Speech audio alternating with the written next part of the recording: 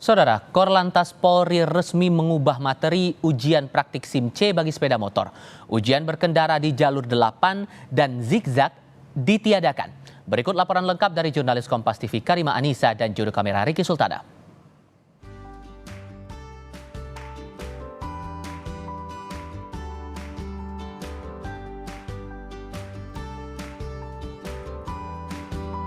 Korlantas Polri resmi mengubah sirkuit tes surat izin mengemudi SIM C atau tes SIM roda 2 pada hari ini. Adapun ada 3 materi yang diubah oleh pihak kepolisian untuk tes SIM pada kali ini. Yang pertama adalah penghapusan sirkuit zigzag, lalu yang kedua pengubahan angka 8 menjadi sirkuit S, lalu yang ketiga adalah pelebaran jalan sirkuit yang tadinya hanya 1,5 kali lebar motor menjadi 2 kali lebar motor. Dapat dilihat pengendara pertama-tama harus memperhatikan adanya sign atau tanda yang ada di jalur titik tes, dimulai dari tanda start, yaitu di mana pengendara bisa mulai mengemudi atau melakukan tes. Pengendara juga harus memperhatikan jalur-jalur yang ada dalam sirkuit baru ini, dari jalur lurus maupun jalur yang berbelok. Nah, untuk jalur yang berbelok ini dapat dilihat ini merupakan jalur S yang sudah saya jelaskan tadi, bahwa ini merupakan jalur dari angka 8 yang telah diubah menjadi angka S,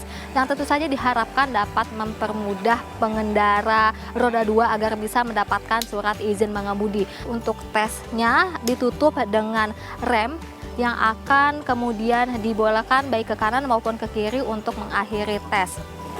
Adanya inovasi atau pembaruan untuk tes SIM C ini dapat diharapkan agar bisa mempermudah pengendara roda 2 khususnya agar bisa mendapatkan surat izin mengemudi secara resmi dari pihak kepolisian.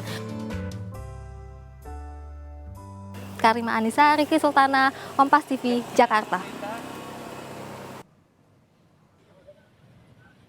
Polisi akhirnya menghapus ujian praktik SIM C, angka 8 dan zigzag.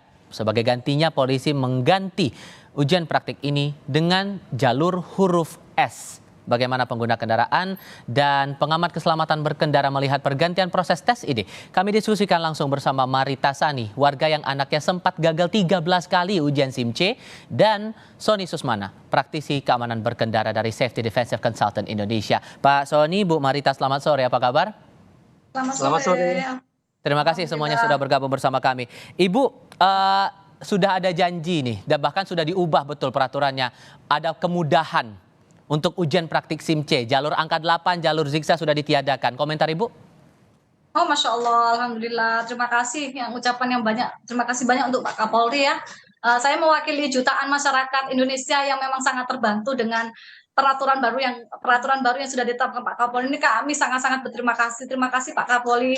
Pak Kapolri konsisten dengan himbauannya bahwa hanya tidak sekedar wacana, dan sesuai dengan salam presisinya memang Pak Kapolri benar-benar ingin membenahi Polri ini supaya lebih dekat dengan masyarakat dengan peraturan yang tidak membuat masyarakat dirugikan. Saat kemarin tes itu anak Ibu sempat kesulitan di jalur yang mana, Bu? Di antara jalur 8 dan jalur zigzag ini? Zigzagnya. Kendalanya gimana tuh?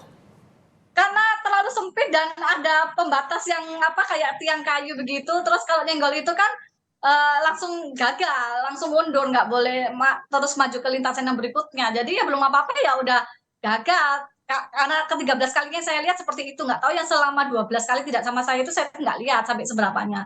Kalau yang terakhir sama saya lihat itu ya masuk ketika palang itu, menyentuh palang itu dia sudah gagal. Oke. Pak Sony, jalur zigzag ditiadakan, begitu juga jalur 8 diganti dengan jalur S. Sudah jadi jawaban untuk mempermudah proses pengurusan SIM C menurut Anda, Pak? Saya mau koreksi gini, kalau kita bicara mempermudah ini sebenarnya janganlah ya. Karena kita harus tahu kondisi lalu lintas di Indonesia ini sangat sekali berbahaya. Jadi diperbaikilah sistem penilaiannya. Ya memang selama ini yang sudah berjalan kan angka O dan 8. Ini dibuat huruf S. Buat saya mau dibikin O angka 8 atau S, yang penting si peserta pemohon SIM ini harus tahu bahwa mereka harus teredukasi dulu. Kemudian informasi yang mereka dapat di dalam ujian itu sesuai atau enggak. Kalau enggak, kekurangannya itu harus dia perbaiki atau dia tambahkan lewat mana? Lewat sekolah mengemudi.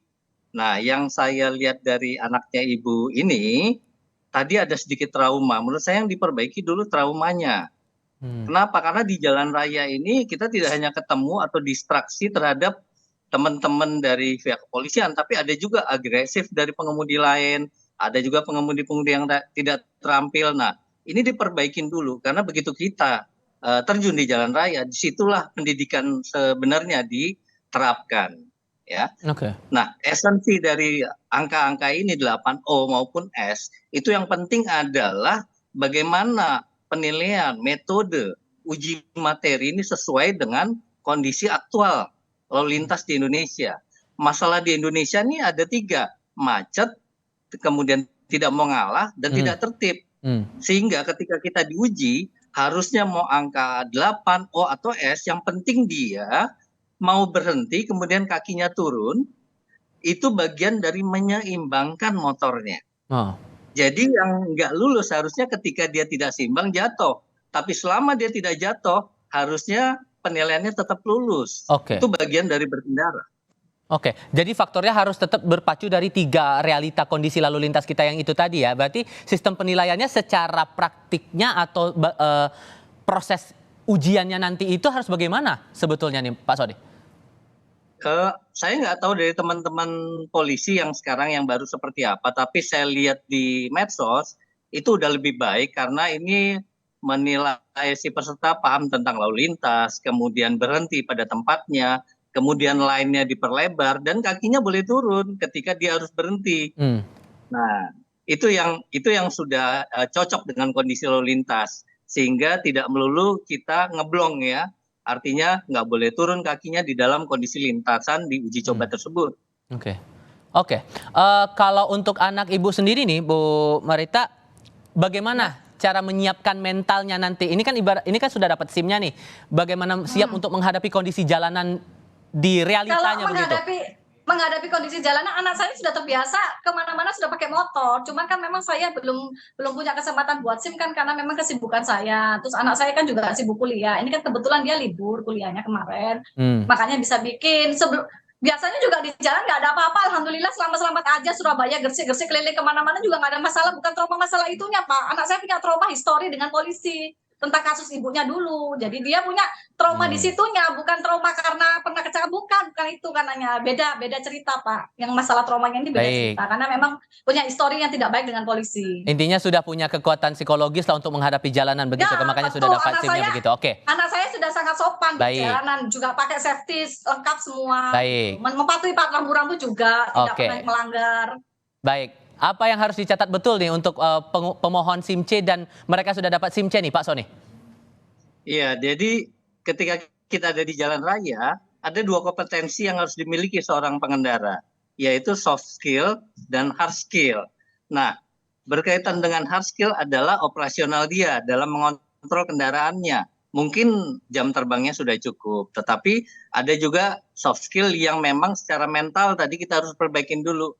Karena kalau namanya kita punya trauma, baik itu sama polisi ataupun dengan kendaraan besar segala macam, itu harus dinetralin dulu. Karena kita akan ketemu itu kok di jalan raya. Itu harus diperbaikin dulu, kemudian kita siap di jalan raya, baru kita terjun. Jadi ada sesuatu yang abnormal di diri kita maupun anak kita atau di keluarga kita harus perbaikin dulu. Kita nggak bisa bilang selama ini aman. Karena kita nggak pernah tahu kapan kecelakaan itu datang dan dengan siapa, kita nggak pernah tahu. Jadi kita perbaikin itu dulu untuk kita terjun. Baik, siap. Oke, baik. Terima kasih banyak Pak Sony untuk perspektifnya. Bu Marita juga terima kasih sudah bercerita bersama kami kali ini. Selamat sore semuanya. Terima kasih. Sore.